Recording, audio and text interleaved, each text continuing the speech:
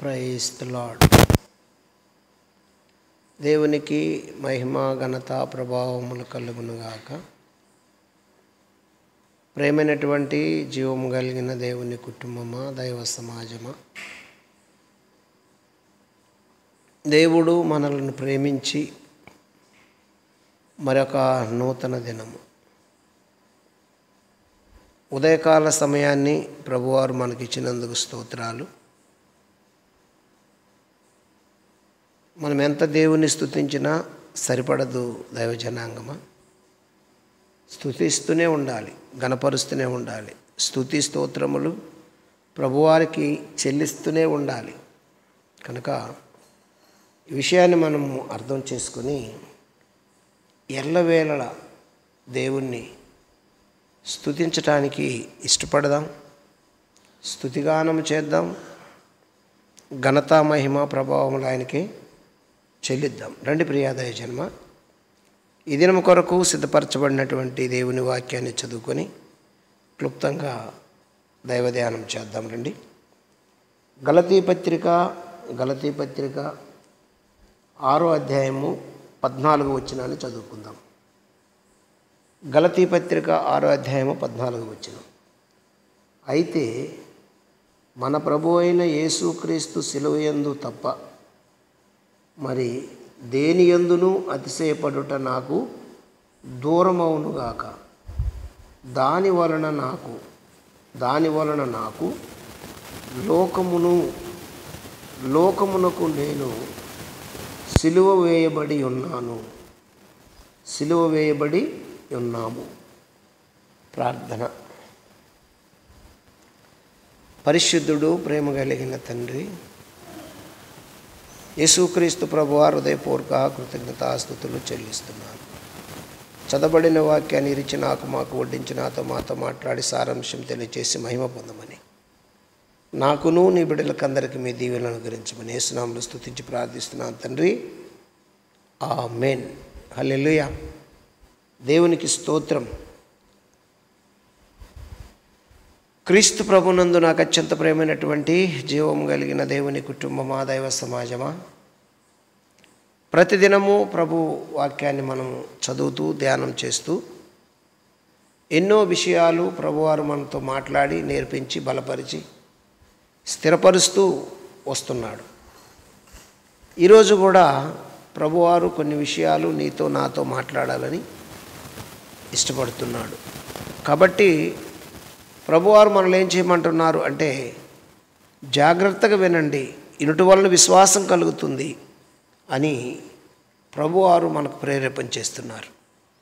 కాబట్టి ప్రియ దైవజన్మ, పౌలిస్తున్న సాక్ష్యం ఏమిటి? ఈరోజు మన ప్రభు అయిన యేసుక్రీస్తుని గురించి భక్త పౌలిస్తున్న సాక్ష్యం ఏమిటి అంటే, స్పష్టంగా ఎటువంటి కలుషితము లేకుండా, కల్ముషము లేకుండా, ఎటువంటి భేదము లేకుండా స్పష్టంగా పౌలు భక్తుడు చెబుతున్న మాట ఏంటంటే,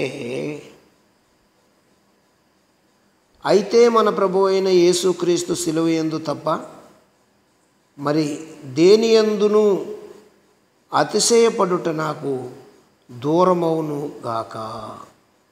దేని యందు నాకు అతిశయం లేదు. నాకున్న అతిశయం ఒకటే, యేసుతో నడవాలి, యేసుతో ఉండాలి, యేసుతో జీవించాలి, యేసులా బ్రతకాలని, యేసుతో ప్రయాణం చేయాలని.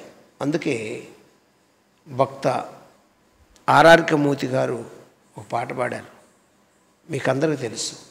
ఏమిటి ఆ పాట అంటే, యేసుతోనే నడవాలని, యేసుతోనే జీవించాలని, నడవాలని గెలవాలని, నడవాలని గెలవాలని, యేసులాగే ప్రయాణించాలని, ఇదే నా కోరిక,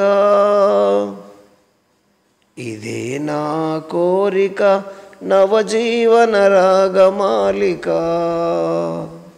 ఇదే నా కోరిక, నవజీవన రాగమాలిక. హల్లెలూయా.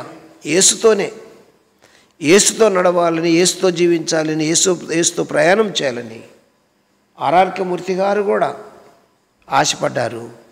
పౌలు భక్తుడు ఏం చెబుతున్నాడు అంటే, అయితే మన ప్రభు అయిన యేసు క్రీస్తునందు, మన ప్రభు అయిన యేసుక్రీస్తు సిలువనందు తప్ప మరి దేని యందునూ అతిశయపడుట నాకు దూరమవును గాక. అంటే అతిశయం అంటూ ఏముంది అంటే, నా కొరకు సిలువలో ప్రాణం పెట్టిన యేసు తప్ప, ఆ యేసునందే నేను అతిశయిస్తాను, ఆ యేసునందే నేను అభినందిస్తాను. ఎందుకంటే ఈరోజు దేవుడు చేసిన కార్యములు ఎంత అంటే మన నోటికి సరిపడదు వివరించటానికి. అంత గొప్ప దేవుడు, అన్ని గొప్ప కార్యాలు చేసినటువంటి దేవుడు. కాబట్టి మనం ఎంత చేసినా ప్రభు రుణము తీర్చుకోలేం. ఎన్నెన్నో మేలులు చేస్తూ ప్రభువారు మన పట్ల కార్యం చేశారు అని పౌలు భక్తుడు కూడా ఏమంటున్నాడు, అయితే మన ప్రభు అయిన యేసుక్రీస్తు సిలువ యందు తప్ప మరి దేని యందునూ అతిశయపడుట నాకు దూరమవును గాక. దాని వలన నాకు లోకమునకు నేనును సిలువ వేయబడి ఉన్నాను. ఏంటంట? లోకమునకు సిలువ వేయబడి ఉన్నాను అంటాడు. 13వ వచనంలో పైన ఏమంటాడు, అయితే వారు సున్నతి పొందిన వారైనను ధర్మశాస్త్ర ననుసరింపక తాము తమ శరీరమందు అతిశయించు నిమిత్తము మీరు సున్నతి పొందవలనని కోరుచున్నారు. అయితే అంటాడు, సున్నతిని గురించి మాట్లాడుతూ సున్నతి పొందాలని అంటున్నారు. ఈ సున్నతి ఎక్కడి నుంచి వచ్చింది? సున్నతి యొక్క నిజమైనటువంటి సారాంశం ఏమిటి అంటే, సున్నతి యొక్క నిజమైన సారాంశము విధేయత చూపించుట, లోబడుట, విధేయత చూపించుట. సున్నతి ఏమంటే దేవుని మాటకు లోబడాలి.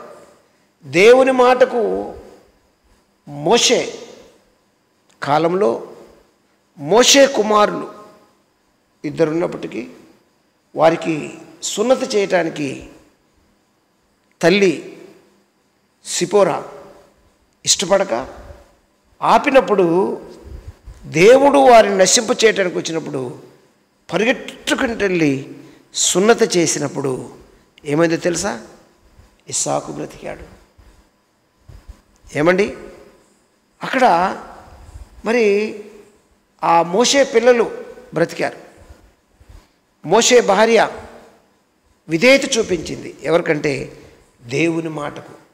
అంటే నిజమైనటువంటి లోబడే తత్వం, విధేయత చూపించేదే నిజమైన సున్నతి అని లేఖనం ద్వారా మనం తెలుసుకోగలం. కనుక ఇక్కడ పౌలు భక్తుడు అదే చెబుతున్నటువంటి మాట. ఏమంటాడు? అయితే వారు సున్నతి పొందిన వారైనను ధర్మశాస్త్ర ఆచరింపరు, తాము మీ శరీర విషయమై అతిశయించు నిమిత్తము మీరు సున్నతి పొందవలనని కోరుచున్నారు. అయితే మన ప్రభు అయిన యేసుక్రీస్తు సిలువ యందు తప్ప మరి దేని యందును అతిశయపడుట నాకు దూరమవునుగాక. దాని వలన నాకు లోకమునకు సిలువ వేయబడి ఉండి ఉన్నాము. దేవునికి స్తోత్రం కలుగును గాక. సిలువ, విధేయత, ఒబీడియంట్. ఎవరి దగ్గర? దేవాతి దేవుని దగ్గర. ఎవరైతే విధేయత కలిగి ఉంటారో వాళ్ళు దీవించబడతారు అని లేఖనము ఏం చేస్తుంది? సాక్ష్యం ఇస్తుంది. దైవజనాంగ లేఖనం చెప్పినట్టు లేఖనము మనతో మాట్లాడుతున్న మాటలను మనం వినాలి, నేర్చుకోవాలి, అనేకులకు చెప్పాలి. కాబట్టి ఎవరు ఎట్టి పరిస్థితుల్లో కృంగిపోకక్కర్లేదు, భయపడాల్సిన అవసరం లేదు. దేవుడు మనకు తోడయ్యుండి మనతో ఉండి మనకు సహాయం చేయటానికి ఆయన ఇష్టపడుతున్నాడు. దేవునికి స్తోత్రం కలుగునుగాక. ఎందుకు ఇష్టపడుతున్నాడు? ఆయన మనకు సహాయం చేయటానికి ఇష్టపడుతున్నాడు అని మనము గమనించాలి. కాబట్టి ప్రియ దైవజన్మ లేఖనాలను పరిశోధించినప్పుడు దేవుడు మాట్లాడుతున్న దేవుని స్వరం ఎప్పుడైతే వింటామో అప్పుడు మనము దీవించబడతాము, ఆశీర్వదించబడతాము. ప్రార్థన చేసుకుందామండి. మిగతాది రేపు కొన్ని విషయాలు మాట్లాడుకుందాం. పరిశుద్ధుడు ప్రేమగల తండ్రి స్తోత్రాలు. ఇతబడిన వాక్యం దీవించండి, ఆశీర్వదించండి. అందరి హృదయాల మీద రాయండి. అయ్యా ప్రభువా, నీ బిడ్డలందరినీ పచ్చగా ఫలింపచేయమని, స్వస్థతనివ్వమని, ఘనత పొందమని యేసునామములో అడుగుతున్నాను తండ్రి, ఆమేన్. మన పరమ తండ్రి దేవుని ప్రేమ, ఆయన కుమారుడైన యేసు క్రీస్తు కృప, పరిశుద్ధాత్మ అన్యోన్య సహవాసము మీ అందరికి తోడై ఉండునుగాక. ఆమేన్. God bless you.